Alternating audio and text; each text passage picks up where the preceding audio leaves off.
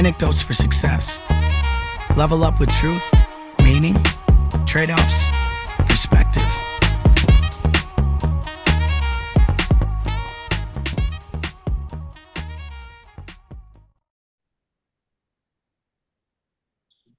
All right, we have Mark Bovair on tonight. Mark, thanks for coming on. Sure. Glad to be here, guys. Yeah, Happy and 4th. as always, happy fourth. And as happy always, 4th, everyone. Matt and Mark, this is the first time you guys have met. Matt never knows who I'm bringing on. That's kind of the fun of it. Awesome. He never runs out of questions to ask either, and that's a good thing. Good. And I haven't been disappointed either, Paul, except when it's just me and you. Yeah. I know. I don't even know why we put video on when we do that, but Yeah. Mark, we always start off. Tell us about yourself. You can go way back as far as you want. You can go back to any part of what you do. I mean, I know you from Twitter, and I've met you through some other people and Zoom with you before.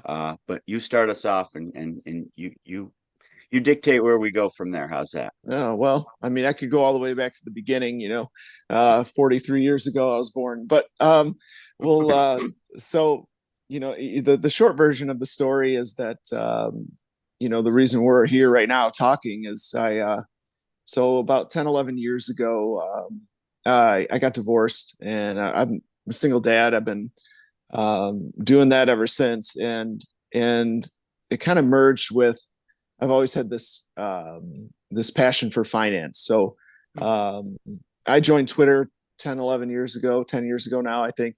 And mostly to like connect with other single parents, single dads, and talk about things and divorce and stuff like that. And that got old after a little while. So I started to get, put out tweets about finance and my passion in that. And that really took off. And, over the next, several years, I went from, having 400 followers to having like 40,000. And Wow. It's been kind of a wild journey in that respect. I tend to share a lot of my personal life on there.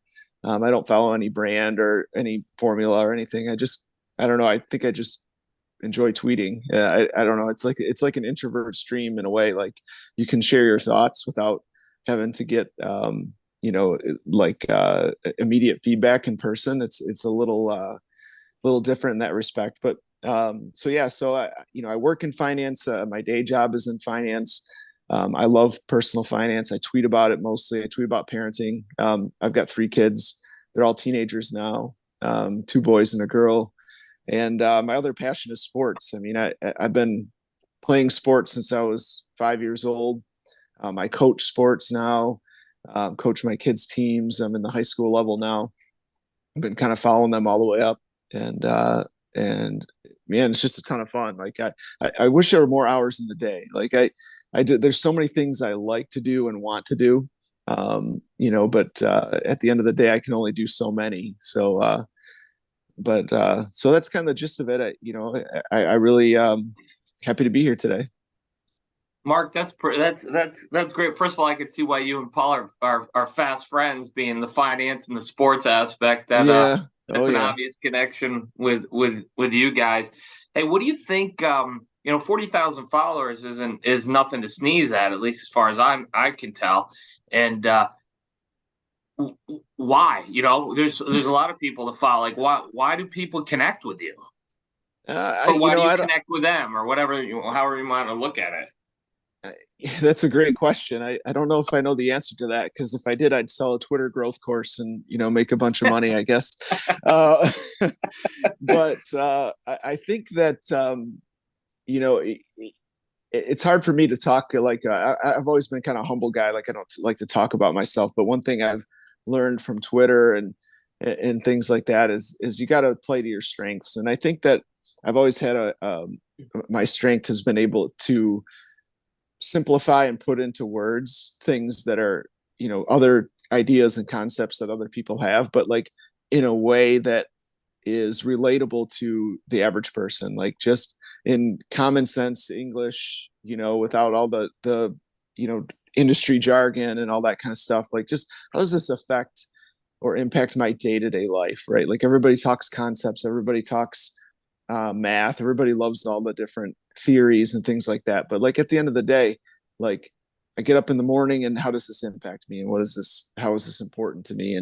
And I think I can really relate that sort of experience to people. And it's not always my own. I can tend to like reply to people's tweets and like summarize what they're trying to say better than they were saying it, which maybe they don't always appreciate. But I think that's helped me get a lot of followers, because I'll reply and say, I think what you're saying is this. And but more than that, I think I've always just been myself on Twitter. Like I just tweet whatever comes to mind. I don't really have like a rule I follow. I don't really have anything. It's just whatever thought comes to my head and I tweet it. And I think there's some authenticity to that, I guess. Yeah, Mark is so. I got to interrupt No, quick. There's one that comes to mind the other day. I think I'm going to frame it right. On Twitter, all the finance gurus like to talk about interest rates and do you pay off your house or do you have a mortgage or this or that? And you replied to somebody something simple as like, I think at the end of the day, if people can afford their payment and live their life, they're happy. Do you remember that one? Yeah. Yeah. That one got me a lot of traffic. Yeah. Everybody talks about this, that, and theoretically, and I shouldn't be doing this, but to someone just living life, if they can afford their payment, they're happy. I can send the check out every month and I can afford it and I got a place to live. Right. It doesn't really matter. That really struck a nerve with a lot of people. So go ahead, I did not like that. Yeah, go ahead. No. Yeah, Mark, do you have a background in finance, or where's this interest come from? Well, yeah. So back when I was like 19 years old, this is some of the backstory, but I had a girlfriend, and her and I broke up, but I stayed like really good friends with her dad, which it sounds awkward, but it wasn't. I was always at her house. I was at her house for years after I'd broken up with her and just hanging out with her dad, because he was like huge into finance. Like when I was dating her, he would watch CNBC and I'd get hooked on it. Like I'd never been exposed to anything like that. My parents weren't really into money type stuff or stocks or anything. And so I was exposed to that there, and I would talk to him. And even after her and I broke up, he would hire me to do jobs around his house, like pay me $10 an hour to paint his living room and stuff.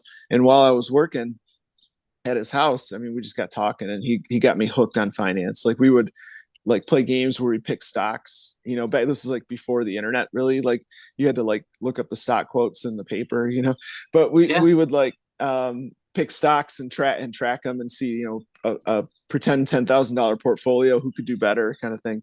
And I remember I picked out Qualcomm stock when I was 19 in our little fake portfolio. Right. And if I had actually invested in that real portfolio, I'd be massively rich right now.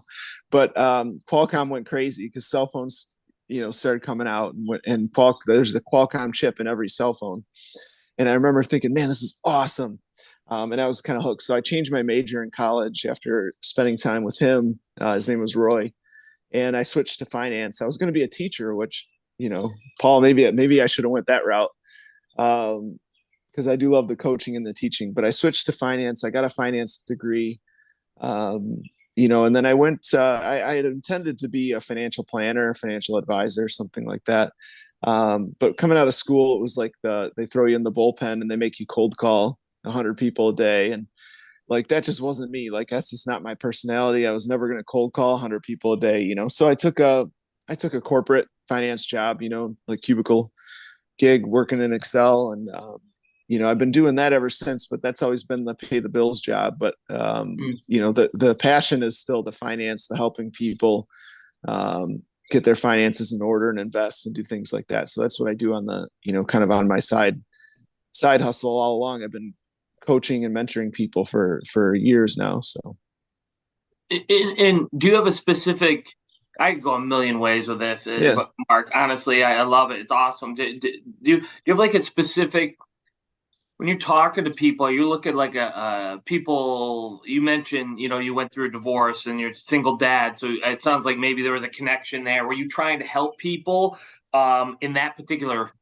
I'll call it sector or genre, or is it like, hey, I'll take care of anyone, or I'll talk to anyone? I mean, do you have do you have specific goals when you're talking to people? Do you have specific people you like to work with, types of people at a certain point in their life or whatever it might be? Am I making sense? I feel like I'm not. No, that makes sense. So like, it feels like two questions sort of. So I'll kind of I'll take it two ways. So number one, like I definitely have like an affinity for men who are going through divorce. I've been there. I think as far as things that I've experienced in my life that I can offer help to other people, like that's probably the number one thing. Okay. Is I've been through the worst of it. Like I've been through everything you can imagine happening. Going from, making good money and having good money to broke, and having to figure everything out while you're raising three kids. And, so like, I really, like, I could talk to other divorced men who are going through it, like all day, every day. Right. Like, and I do that. I'm glad to help people. I mean, it's also mentally, taxing, to do that. So I can only do that on a limited basis. I can't help everyone that reaches out to me on Twitter, unfortunately, but I do keep in touch with most, and I do love helping them. And then from the sorry, my awesome. That's awesome. That's all right. We've had worse. This is great. This is perfect. My neighbors. There you go. That's probably not going to be the only interruption. That's okay. So like, but that's a deep subject, and it's very personal, and I'll probably continue to do that and help people as best I can, but it's very one-on-one specific. But from a finance perspective, like I really think that, we talk about how 40% or more of Americans live paycheck to paycheck, right? And I've been there. Like I've been there a couple of times. Like I did that in my 20s when I first got married and had three kids, and we were sending them to daycare, and it cost more than our house payment. And like we got in a bind, and I dug my way out of that situation, out of all that debt and everything. And then I got divorced. So like I was out of it, I was free, and then I was right back in it again. Right. And so I had to dig myself out of it twice. So I've kind of been there too. Like I've been in a financial hole, and I've dug myself out of it two times. And when you think about how hard it is to do once, and then you look, all of a sudden wake up one day and you got to do it again.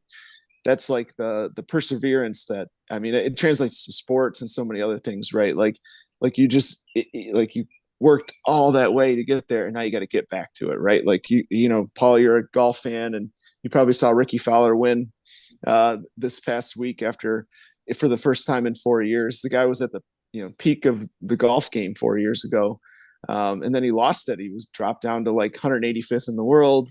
He couldn't hit a golf ball the way he used to, and then he came back and won again. But that was more impressive than the wins early on, right? Like coming back from being down. So I think I translate that to my coaching, to my finance coaching too. Is like I like helping people get back, get out of those holes and get back to where they need to be.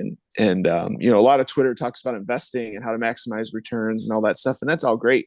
But most people, the majority, more than 50% of Americans, are not even in a position to save any money and invest every month. So like my goal in my finance work is to get people to that spot where, hey, I've got $500 extra this month and I can actually do something with it. Because telling somebody off the street, hey, you need to start putting $500 a month in a Roth IRA, well, they're just hoping not to overdraft their checking account at the end of the month, right? Like that 500, like, even if they put 500 a month in a Roth IRA, in 3 months, they're going to withdraw it all because they had something happen and they need the money. So I like to meet people at that spot and help them and get them on that stable footing where they can then take risks and be entrepreneurs and make investments and do that kind of thing. So that's kind of where I'm at with that. That's great. Well, and I brought it up. I have another computer next to me now, so I'm like our own fact check research guy. He shows off every week now, Mark. Every week he's showing off. But I wanted to ask you about, you have a cash flow tracker. I know Matt would be interested to hear about that. That's free for people. Yeah. I built this a couple of years ago for me because there was nothing out there that satisfied what I wanted. What I wanted to do was look at money from a daily standpoint, right? Like daily ins and outs of my money, the cash flow that comes in and the cash flow that goes out on a daily basis. And number one, I think the best way to do that for beginners and people starting out and all the clients I coach is to write it down with a pen and paper in a notebook. Like I don't care if you add it up or do anything, but if you write down every transaction that you make in a day, you'll learn some stuff, right? Like you're like, oh man, I just, I didn't think I spent that much money today, but I went to the gas station and got a snack. I went to I went to Starbucks and got a coffee. I went, Mark, not to interrupt, but real quick on this. I also went through divorce when I was in my late 20s, and I have a daughter and all that. And I went from everything you're saying about going down to, to nothing and digging your way out. I went through as well. I didn't go through it twice, thank God, but I am only 47. Who knows? It could happen again. But the thing I did, Mark, that was the biggest turning point for me was to look at my bank accounts, my money in and out every single day. It's just, I've never heard another person mention it before, but I went from trying to ignore it because it was nothing but anxiety for me, right? Money was anxiety. Money was, I hated thinking about it, talking about it. I didn't want to think about it. Then when I went the other way and went, I'm going to make sure that I know everything that's happening, I was able to turn my financial life around so quickly. I couldn't believe it. So I'll let you continue to go, but I just want you to know how close to home that hits for me. So continue, please. Oh yeah, I love that. I mean, that's really it, right? Like you got to get, if something's causing you anxiety, like I think the underlying issue for me when I was, and I didn't get divorced twice because I never remarried a second time, but I just had two financial hardships, but so like anxiety, like when you're in a bad financial spot, there's an underlying anxiety in your life that even if you try to ignore it, it's really still there, right? Like it doesn't matter. It pops up anywhere. Like I said, people who ignore their finances and don't quote get anxious about it, they're swiping a card at the store and hoping it's not getting declined or whatever. Exactly. It's there, right? Yep. And the only way to fix that, like you said, is look at it every day. And so I worked with people, and I always have them do 1 month. You got to write it down on a pen and paper 1 month for 1 month. You got to do it with a pen and paper. It's something psychologically about it that puts it in a physical, like these digital numbers on a screen become physical when you write them down. And so I always do that. But then I didn't want to write down my transactions forever either. Like, I don't want to do the math with a calculator and do all that. So I created a spreadsheet. I call it a daily cash flow tracker. And basically it just mimics writing everything down in a notepad, but I put all my transactions into the spreadsheet on a daily basis, and it buckets them and it puts them in it. What it does is every single day there's a green or a red number.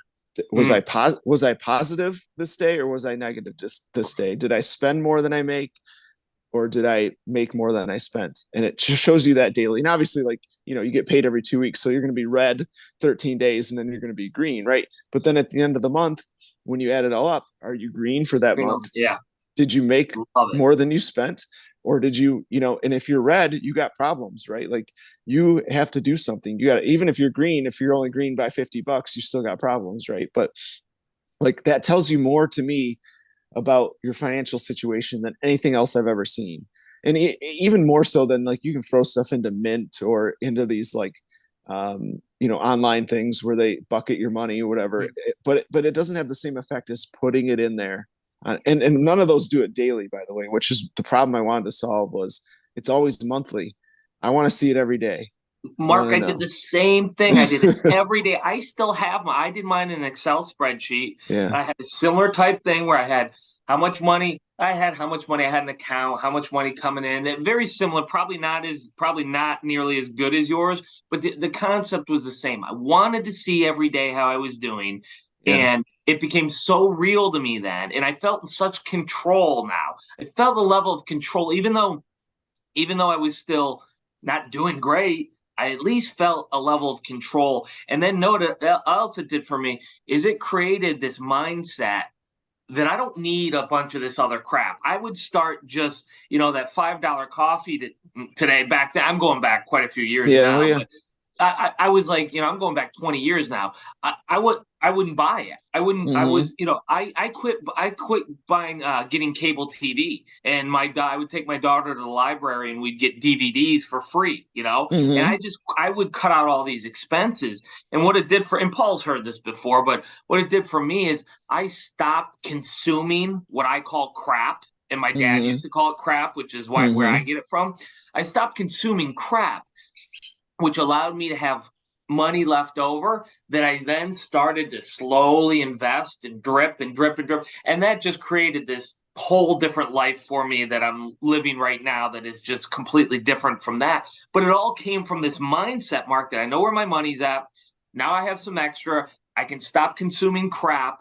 And then what happened is I stopped consuming crap, realized I didn't need it. I don't care about a big house or a fancy car, all these things that I thought I wanted. It turns out I didn't. Turns out what I really wanted was the confidence and the comfort and the safety, I guess, of knowing how to really use money properly. And then when I had the money to buy all these things that everyone says they want, I no longer I didn't buy it. I just until this year I was driving a 2012 Chevy Tahoe with over 200,000 miles on it, Mark, that didn't have air conditioning for 3 years.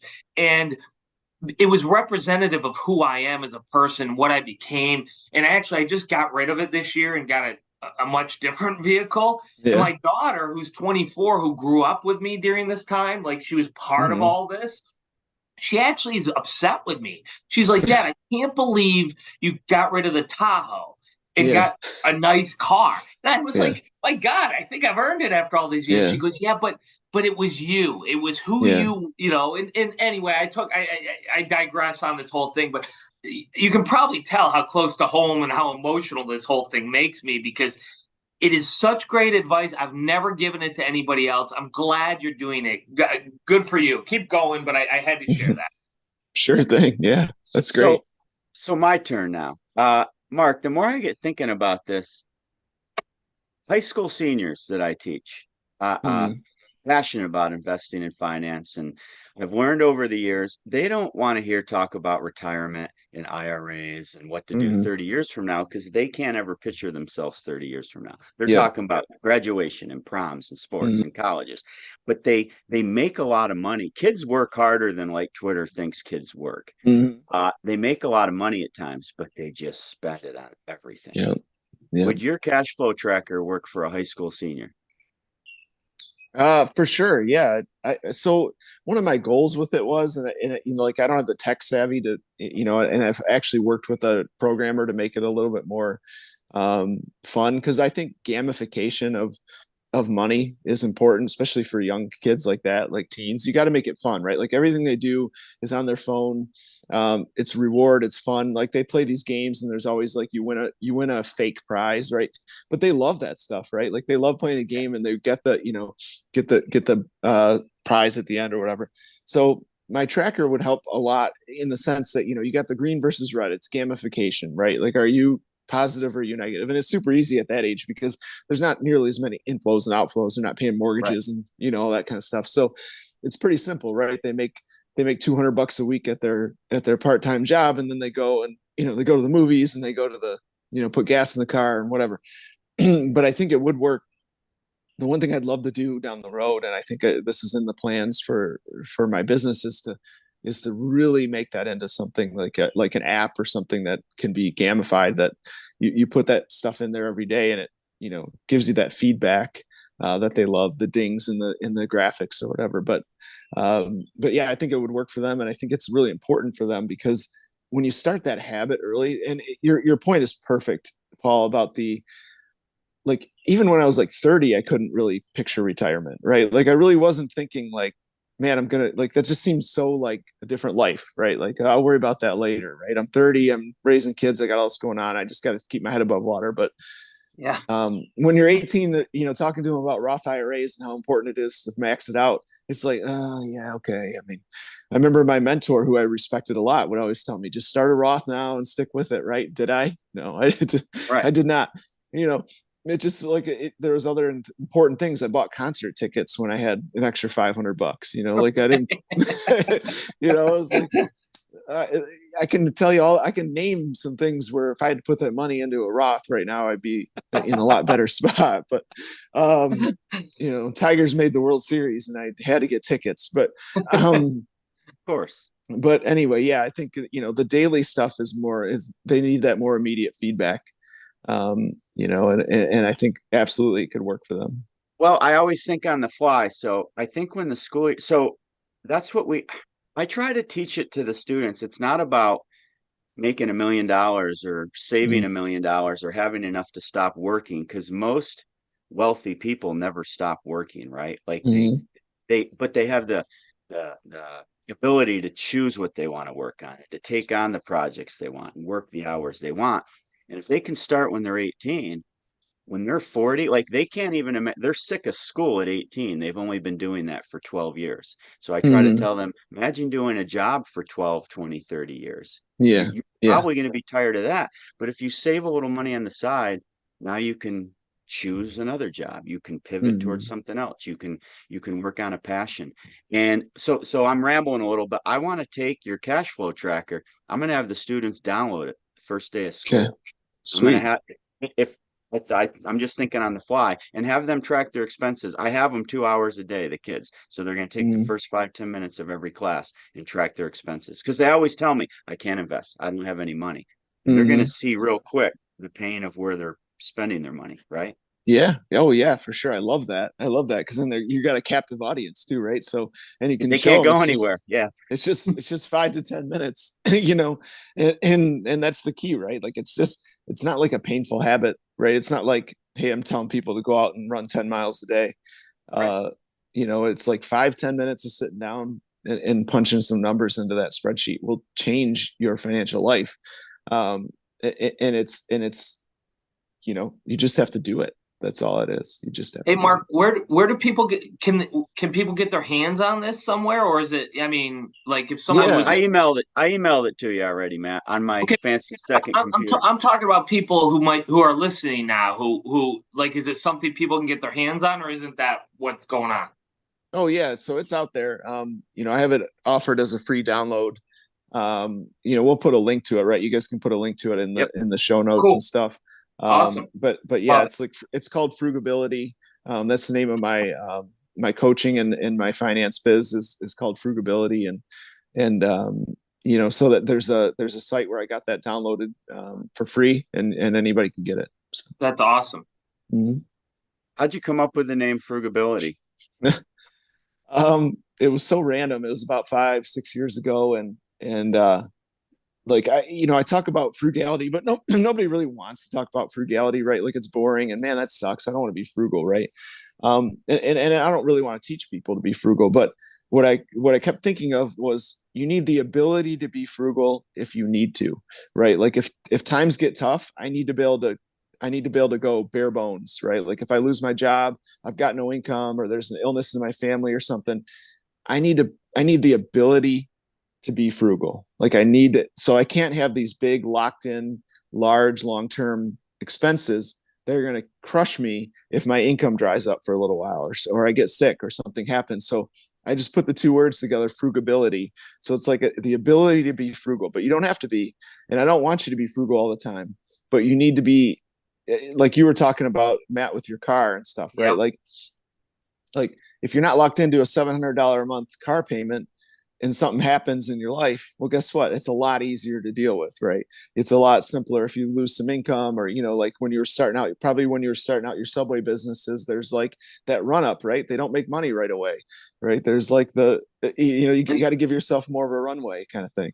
I again, you hit home with me on this because that's exactly what I did when I was going through that difficult financial time in my life. I went bare bones on everything, and it was the same thing. I wasn't carrying all this what would call overhead, right? I Yeah. didn't have these heavy expenses that, oh my God, I have this car lease, that was great while everything was going great. Yeah. But let's say you lose your job. I've got this beautiful apartment. Well, that's all well and good until you lose your job. I've Yeah. got all these things hanging over me. I did just what you're saying, Mark. I went completely bare bones to the point that I had a limit on how high I would put my heat on at night, and during the day. Tell my daughter put on a sweatshirt and grab a blanket because we are keeping things so low, expenses so low, and we made it a game.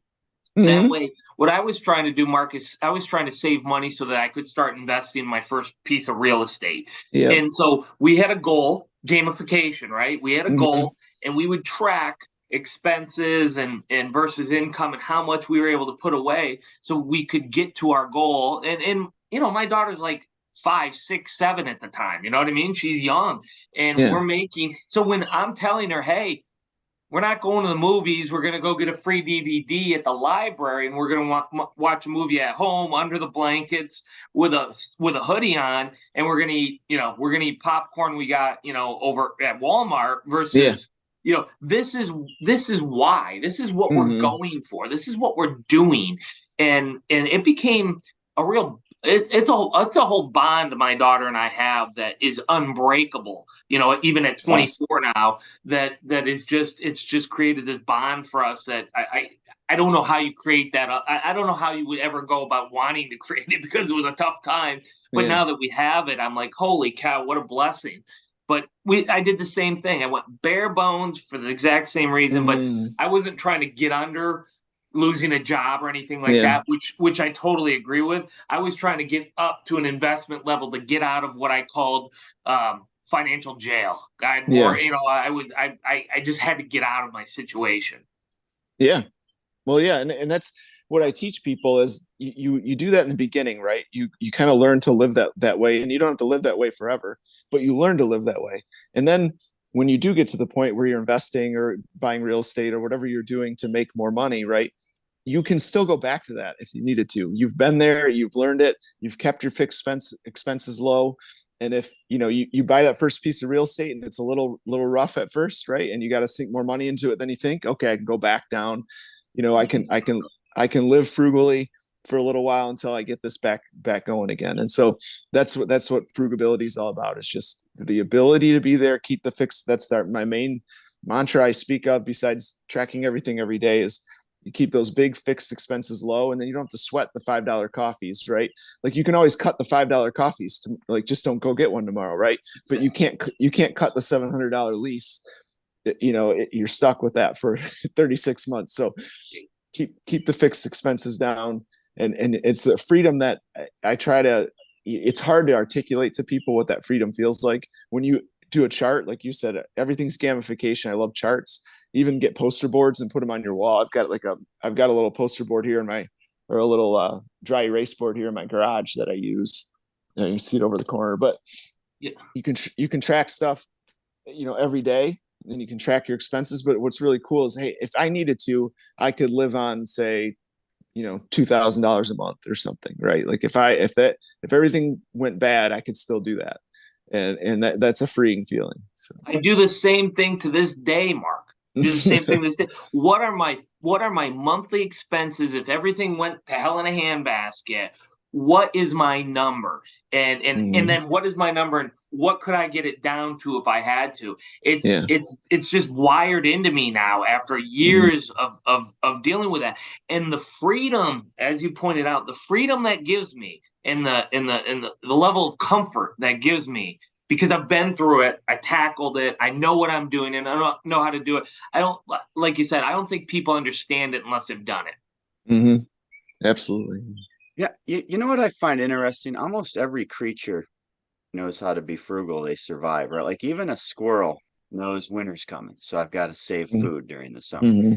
How come human beings, like, we're the only creature that doesn't think that way? Like, oh, I just got a raise. Oh, I can go on vacation. And then you budget your expenses, and your vacation is going to cost more than you budgeted for. Then the credit card comes out, and now you're in debt. And then it's like a hamster on, like, they keep working harder to make more money, to have more things, and they're just a hamster on a wheel, most people, at the end of the day. And well, yeah, sorry to cut you off. that's okay.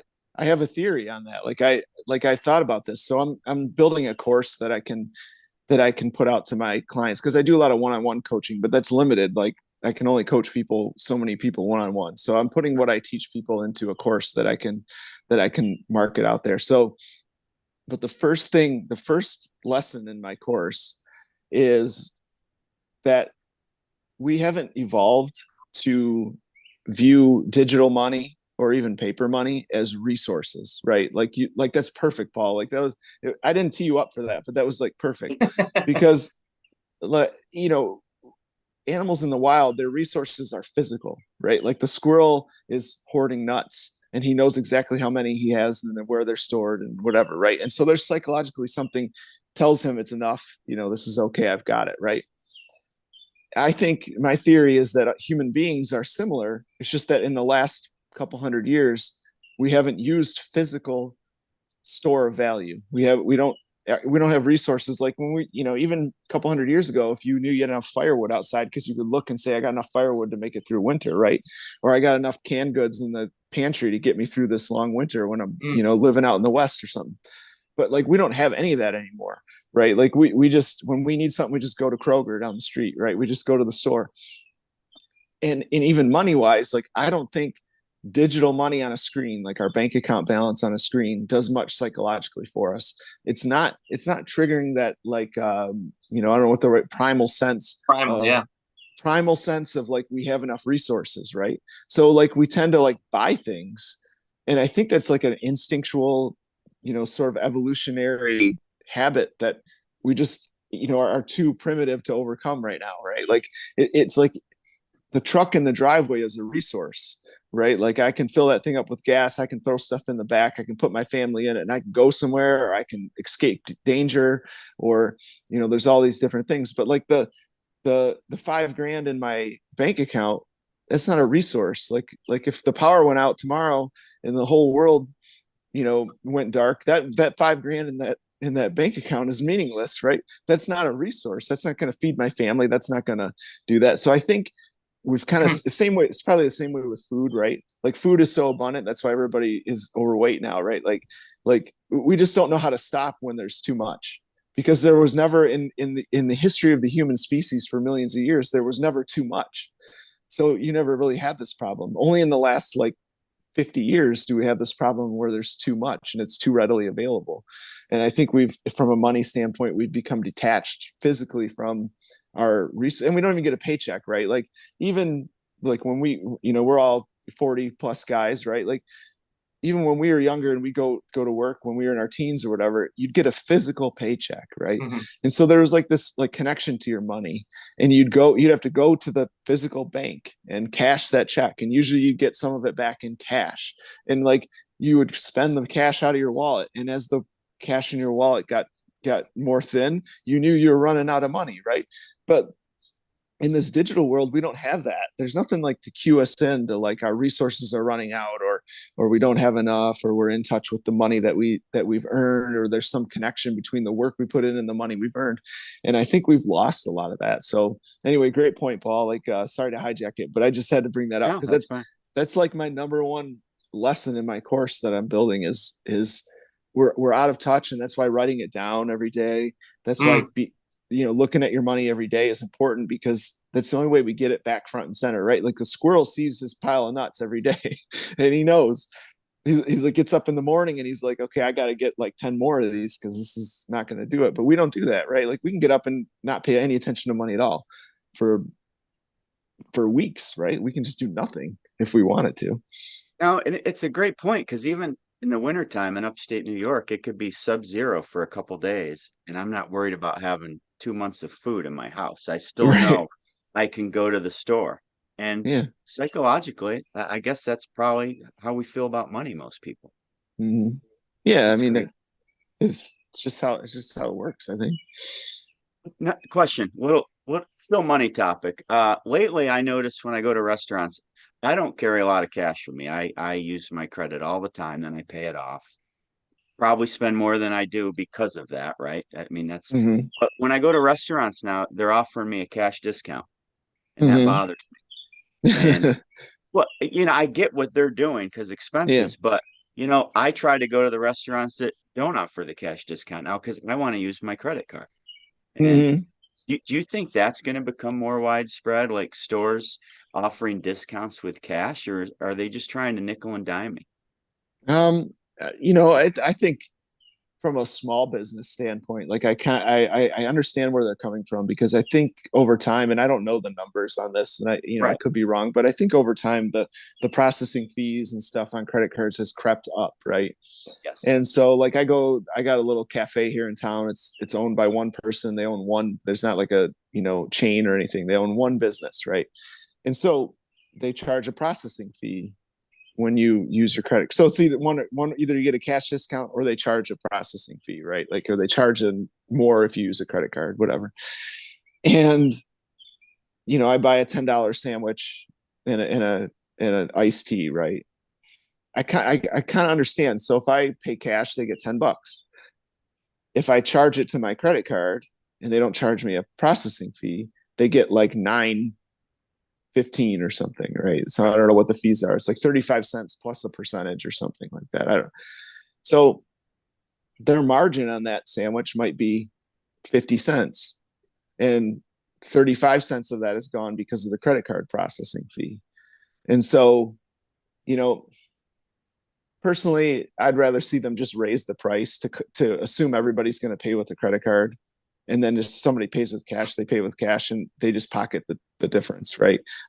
Rather than see them have two different prices. Like, it drives me crazy at gas pumps too, where it's like the credit price is higher than the cash price. I think they should just make it one price, Especially there. I don't want to go into the gas station. I want to just pump and go. Yeah, right. And I that's never want to go inside, Yeah. No, and that's why I asked the question, because we're becoming more of this cashless society. Yet small businesses especially are getting caught with processing fees, so they want the cash. Matt, Yeah. do you know, like, what percent of your customers pay with credit over cash? Is there a stat? Oh yeah, like that? it's about 80% are credit.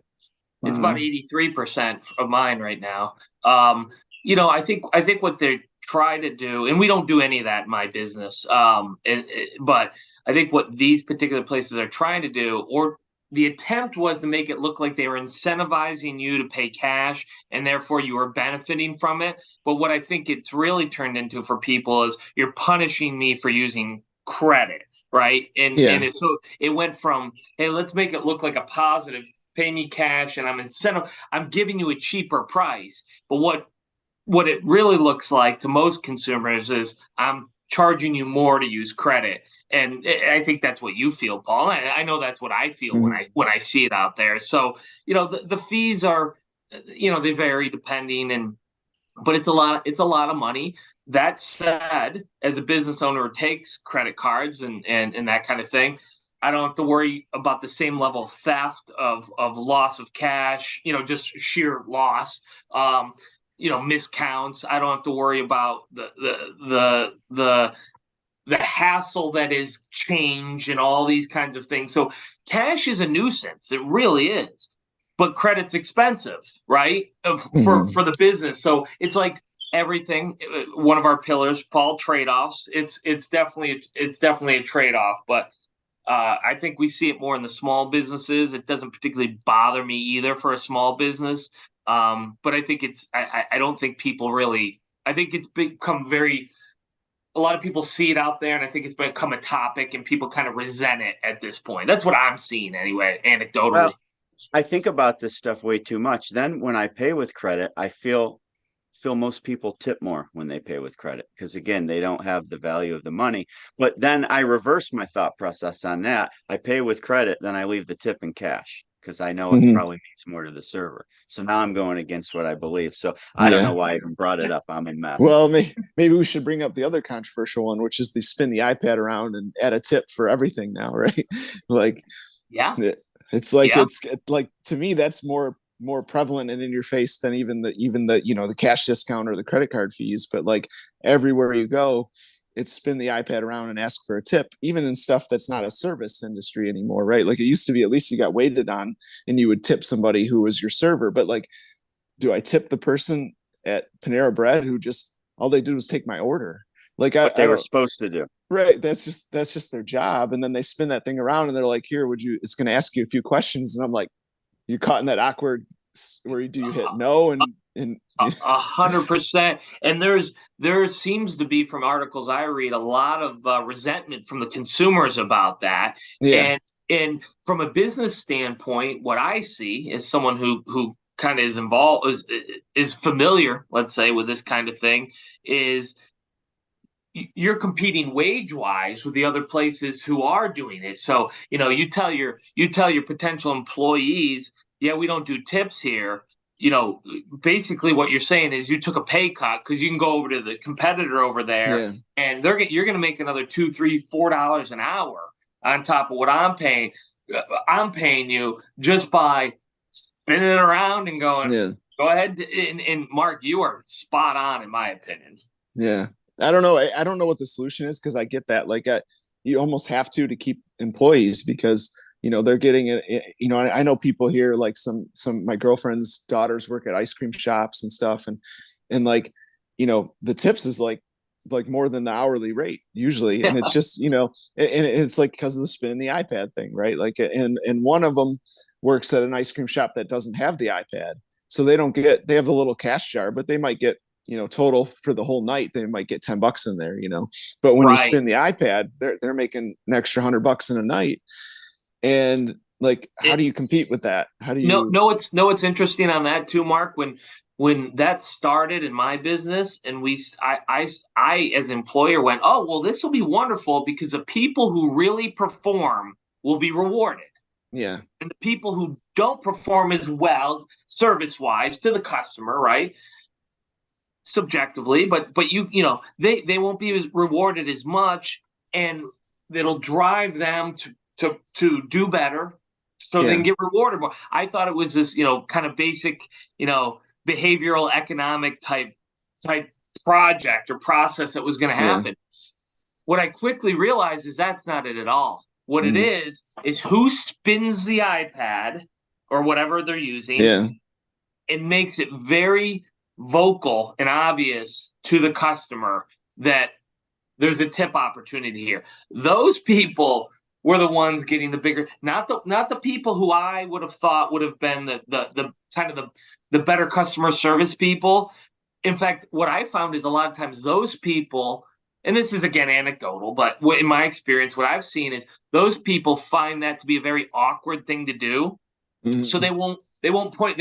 Some people might feel like, oh, it's rude for me to spin it and go, hey, you can tip right here, and kind of stand and stare at them until they do. So the people who I thought would have been the high tipping people weren't. It was the people who just said, here's your moment to pay me more money. And it is something. I don't know how to quite talk about it, but it's something. It's different, man. It's different. Let's end with some perspective here. I want to get back to Ricky Fowler. I put this a long time ago. Not necessarily his story in general, but I scroll through Twitter for fun, and the amount of people that are like, I don't want to hear any more stories about a rich guy that supposedly went through some trouble and now overcame it and won on the tour. Why do you think, like, any sports underdog story used to just be so awesome for everybody? Why is there all the hate now? But because he already has money, he can't go through any problem like I have. Why is there that hatred towards these people now? Well, the short answer is there's always been hatred, but now there's Twitter, so those people get heard, right? That's agreed. They used to just say that to their wife at the kitchen table. I don't care about Ricky Fowler, but now they can throw it out there to 100,000 people. But true. So that's probably part of it, right? But I think it always just boils down to like a jealousy thing, right? Like, it's just an insecurity. I always think almost everything that people put on Twitter is some projection of their own insecurities or something. It's and in that particular case, like I tweeted that, I think maybe you saw mine, but I responded to that guy who said, oh, that guy didn't overcome any adversity. He's a millionaire with a hot wife and whatever. And I said something to the effect of, everybody has the right to overcome their own challenges, right? Like, and if we take that away from people, we're taking away an essential part of the human experience, right? It doesn't matter if you're a billionaire or you're poor on the street. You have your own challenges. So, like, some people have physical challenges, right? Like, they need to put food on the table and they need to that's adversity in a different sense. But other people have mental adversity, right? Like, billionaires aren't necessarily any, like, just because you're a billionaire doesn't mean you wake up in the morning happy and jumping around, skipping and thinking life is great, right? Like, most of these people are unsettled. That's part of the why they're billionaires, because they wake up unsettled every day and they do something, right? There's almost like this underlying anxiety that drives them to, like, just keep building, right? Even it's never enough. and that in itself could be a, manifestation of an issue. But you can't take away someone's, no matter what position they're in, someone's desire. I mean, it's basically a story as old as time, back to biblical times, is like the overcoming and redemption story, right? Like people love redemption stories, like Ricky Fowler and the Tiger Woods in 2019 when he came back. Yeah, is Tiger Woods a great guy in his personal life? Probably not, but like, didn't matter. Like, he had that adversity. He came back from all these surgeries. He did all these things, and it's like the greatest comeback story in sports is Tiger Woods winning that Masters in 2019. And that should, if you have a problem with that, it says more about you than it does about him, right? Like, I think that everybody should be allowed, and we're not to judge. That's a great point. And I think social media, especially Twitter, I think people comment and hate on that stuff, and it makes it feel like they've just taken action on something, when in reality they're just showing everybody how miserable they are. It's just the old school heckler, right? Just trying to bring people down, right? It's been going on forever, but they just have to go to somebody's house and scream at them. Now they can just post an anonymous tweet, and maybe they feel better about themselves for a minute. Matt, have we convinced you to be more active on Twitter now? I'll tell you, it's like conversations like this with a guy like yourself, Mark, and all you have to offer, that I go, man, but back to what we're just talking about, it's the nonsensical hecklers out there that always turn me off to it. And I'm like, I don't want that in my life. I don't need it in my life, and that kind of thing. But these types of things, and knowing there's, people like Mark out there, and the perspective and the intelligence and the experience that comes with getting access to those people. It's like, that's a different side of the coin, right? Mm-hmm. Yeah. Yeah, we never would have met Mark without social media. Right. Yeah. Right. It's pretty awesome. I do love it. It takes a while to get a thick skin, though. It does. You must get a lot of garbage DMs. And you probably just ignore most of them, right? You can't. Yeah. I mean, I went through a phase the first couple of years on Twitter where I took it personal when people would, tweet back at me with stupid stuff or DM me, but now I just block and ignore. Like, it doesn't even bother me anymore. I don't even think about it. So you get to that point, you get kind of, you got to avoid getting jaded, though. That's probably the biggest challenge with Twitter is avoiding getting like cynical and jaded, like, because it's so easy to do, and try to keep positive. If I find myself doing that, I'll take a little break, and get off of it for a little while. Yeah, because you can control your experience on there, but sometimes before you know it, I look at a video or two or scroll through someone's tweet, and next thing you know, that starts populating my feed. Yeah, and so they're still trying to mess with you. I feel like, even though you think you're in control of the experience, there's stuff. If I'm not careful, if I'm not careful, I'm like, what am I even looking at now? Like, I don't even want this stuff. So it goes fast. Yeah, it does. Well, this has been awesome. So I set you up, and you have to come back someday, because I already put it in my calendar, September 6th, when we start school, you're going to get a lot of downloads to your cash flow tracker. Let's go. All right. I love it. And then we'll meet up sometime later in the year, and I'll get some good feedback from the students, and I'll tweet about it, of course, so it really happened. Awesome. Yeah, that'll be great. I love that. That might be a whole new chapter in this evolution. Is maybe helping out those 18-year-olds. Right? Like, if I could go back in time and change one thing, people say if you could go back in time, if you could change one thing, I really wouldn't change much about my life. Like, everything I love about it. But man, would I've listened to my mentor at 19 who said, start putting money in Roths, start doing this, because it would have been painless and to do at that point, and never open a credit card and get debt. It would be right up there. So if I could get those kids to not do that.